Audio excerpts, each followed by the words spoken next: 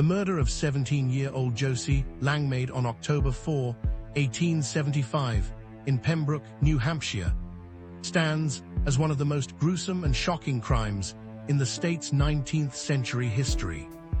It earned Josie the grim nickname New Hampshire's Murdered Maiden or the Murdered Maiden Student. Inspired ballads like the Suncook Town Tragedy led to the erection of a lasting roadside monument and terrorized the small communities of Pembroke and Suncook, now part of a Lenstown/Pembroke area in Merrimack County. The brutality, rape, bludgeoning, and decapitation, along with the killer's prior crimes and the initial panic that swept through quiet mill towns, made it a defining true crime story of rural New England. An ordinary morning turns tragic. In the fall of 1875, Pembroke was a typical New Hampshire mill town, with the Pembroke Academy serving as a local educational hub. Josie Langmaid, 17 years old, was a bright student nearing graduation. She lived with her family about 2.5 miles from the academy and often walked there with her younger brother Waldo or a friend.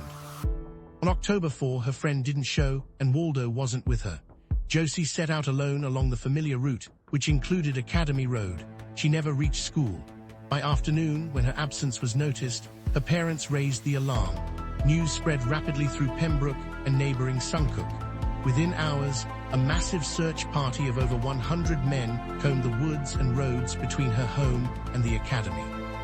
Around 9 p.m., in the flickering light of torches, they made a horrifying discovery: Josie's mutilated body in the woods near the academy, roughly half a mile from the school. Her clothes were torn and bloody. She had been raped and savagely attacked. Her head had been severed and removed. The next morning, the search continued. About half a mile away, they found her head, wrapped in her blue oilcloth cape. Her face showed cuts and a distinct mark from a boot heel. Nearby on the road lay a broken, bloodstained 3-foot wooden club, the likely murder weapon. A post-mortem confirmed the sexual assault and mutilation, including partial removal of her vagina. Items like her wallet and ring were later found hidden by the killer. The community was devastated and terrified. A monster was on the loose in their peaceful midst.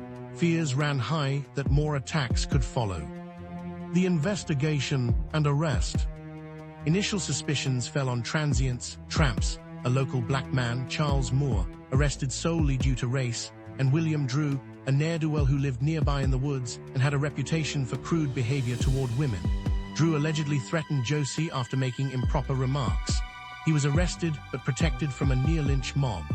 A teacher, Miss Bell Lake, claimed Josie had confided a threat from Drew. These leads collapsed under alibis. Drew's supposed threat testimony proved unreliable, possibly motivated by personal grudge. Attention shifted when authorities in St. Albans, Vermont, wired about a strikingly similar unsolved murder, the 1874 rape and strangulation, with head bashing, of schoolteacher Mariette Ball. They suspected a French-Canadian man named Joseph Lapage, also spelled Lapage, Lapagette, etc., who had moved to the Suncook area. Lapage, originally Joseph Paget from near Montreal, Quebec, born in 1838, had a dark history. He was abusive, had fled Canada after assaulting his wife's sister, who survived and later testified, and was linked to the Vermont crime. In New Hampshire, he worked as a woodcutter. Evidence mounted quickly: a bloodstained coat at his home, a boot heel matching the mark on Josie's face, and witness sightings of him near the scene with a club or axe. His own inconsistent statements, claiming he was lost in the woods, didn't help. He was arrested on October 13 or 14, 1875. The trials and confession. Lapage's first trial in Concord in early 1876 resulted in a first-degree murder conviction, but it was overturned on appeal due to the admission of prior bad acts testimony from his sister-in-law about the earlier assault. A second trial again found him guilty. On the eve of his execution, March 15, 1878, after visits from priests, Lapage confessed to the murders of both Josie Langmaid and Mariette Ball. He detailed his actions, including taking a shortcut, the attack, and hiding items, details corroborated by evidence.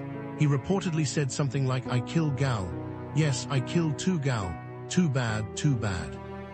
He was also later linked to the 1867 murders of a mother, and daughter in Quebec, under similar circumstances.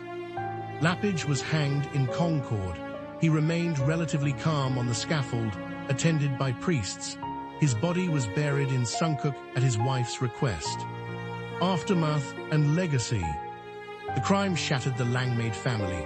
Josie's brother Waldo, racked with guilt for not accompanying her, died weeks later from illness and was buried beside her. The town erected a monument, the Murder Pillar or Pembroke Murder Monument, near the site on Academy Road, still visible today, commemorating the tragedy and marking spots where the body and head were found. The case inspired songs, books, e.g., The Murdered Maiden Student, and local law.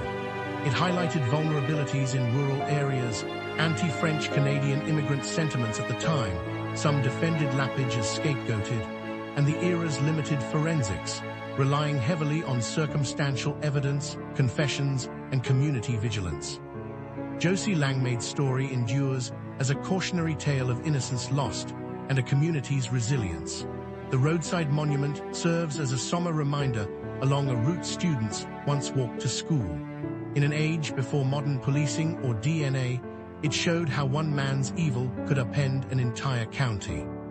This account draws from contemporary reports, trial details, and historical summaries.